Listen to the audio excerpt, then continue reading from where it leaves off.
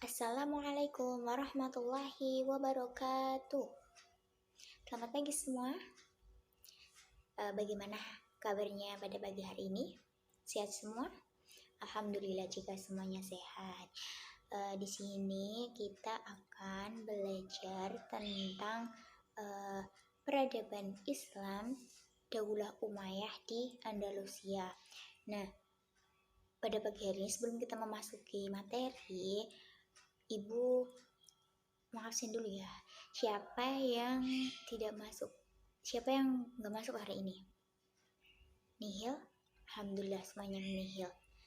Masuk semua maksudnya. Sebelum memasuki materi, alangkah baiknya kita berdoa terlebih dahulu agar semua yang kita pelajari pada pagi hari ini dapat kita cerna, dapat kita pahami dengan baik. Berdoa mulai. Selesai. Pada pagi hari ini kita akan belajar tentang apa tadi? Peradaban Islam Daulah Umayyah di Andalusia. Nah, untuk yang pertama kita akan membahas mengenai sejarah lahirnya Daulah Umayyah di Andalusia. Sebelum kita memasuki lebih lanjut, kita tentu tahu atau kita perlu tahu bagaimana sih penaklukan Andalusia sebelumnya.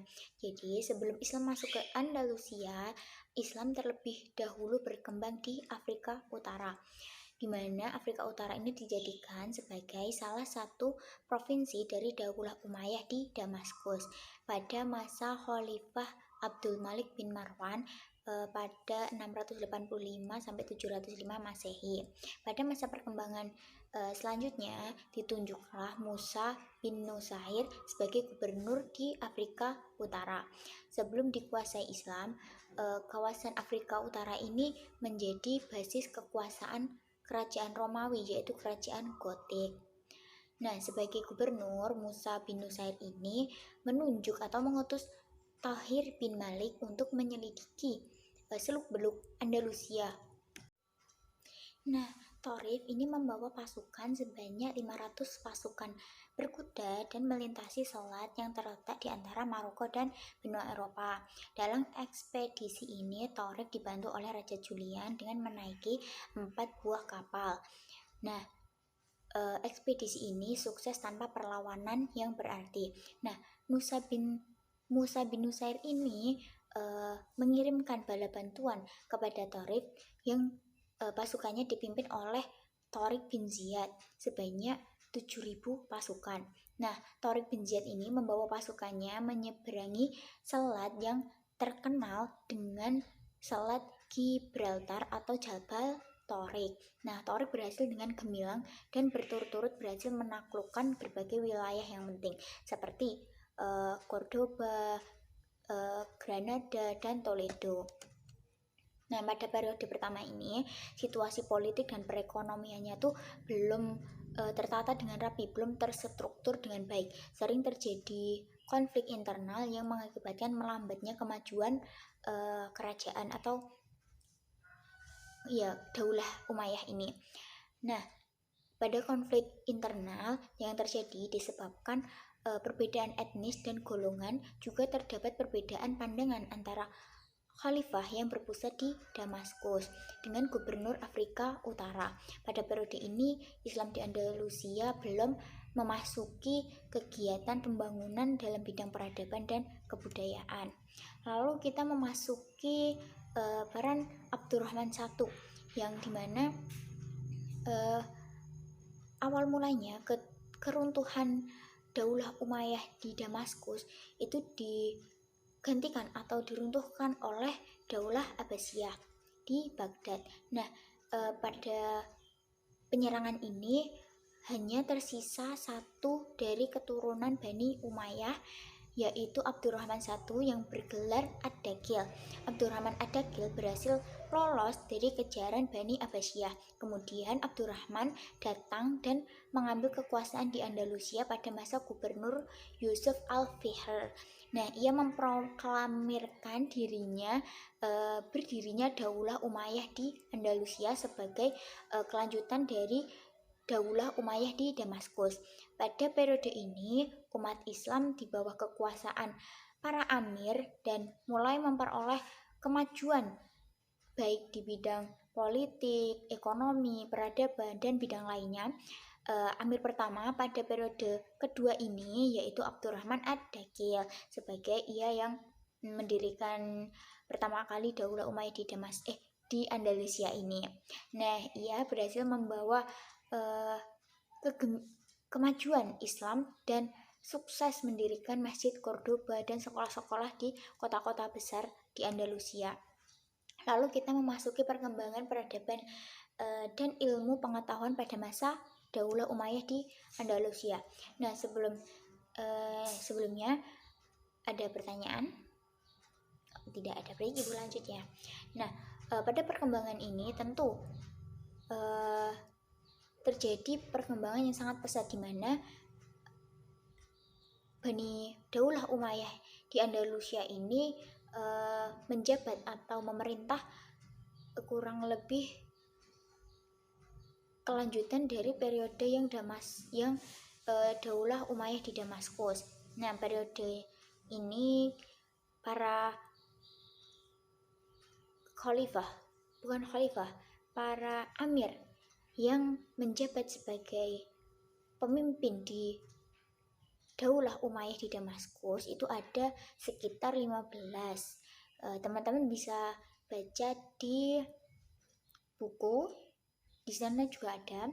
Ibu bacakan ya. Yang pertama para amirnya. Yang pertama yaitu Abdurrahman Ad-Dakil. Lalu dia kan perintis pertama adanya Daulah Umayyah di Andalusia. Jadi beliau memerintah selama 32 tahun.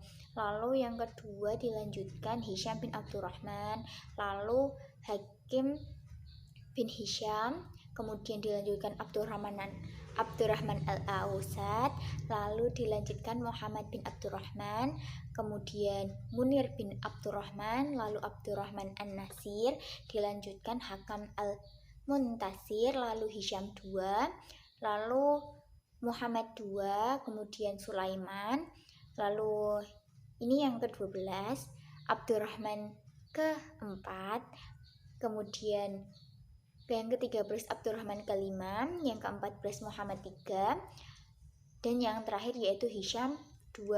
Jadi itu tadi para amir yang menjabat atau yang pernah memerintah Daulah Umayyah, ada 15. Lalu selanjutnya para amir-amir tersebut yang sudah Ibu bacakan tadi, ada 15 tadi, berkuasa dengan pembagian beberapa periode, di mana periode pertama ini dimulai sejak pemerintahan Daulah Umayyah di Damaskus. Jadi ketika di Andalusia ini memasuki periode yang kedua.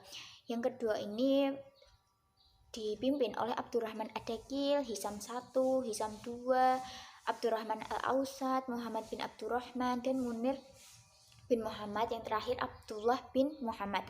Pada periode kedua ini Daulah Umayyah mengalami kemajuan dalam berbagai bidang. Lalu kita memasuki periode ketiga, di mana periode ketiga ini dimulai dari pemerintahan Abdurrahman III yang bergelar An-Nasir. Pada periode ini penguasa mulai memakai gelar khalifah yang memimpin pada periode ketiga ini, yaitu antara lainnya Abdurrahman al-Nasir, Hakam II, Hisham II. Pada periode ini Daulah Umayyah di Andalusia mengalami puncak kejayaan yang menyaingi peradaban Daulah Abbasiyah di Damaskus. Lalu sebelumnya ada pertanyaan? Alhamdulillah tidak. Periode yang keempat yaitu terjadi di antara tahun 1013 sampai 1086, di mana periode ini mengalami kelemahan karena terpecah-pecah menjadi lebih dari 3 negara kecil, yakni Mulk al-Tawaif di bawah pemerintahan raja-raja golongan yang berpusat di Seville.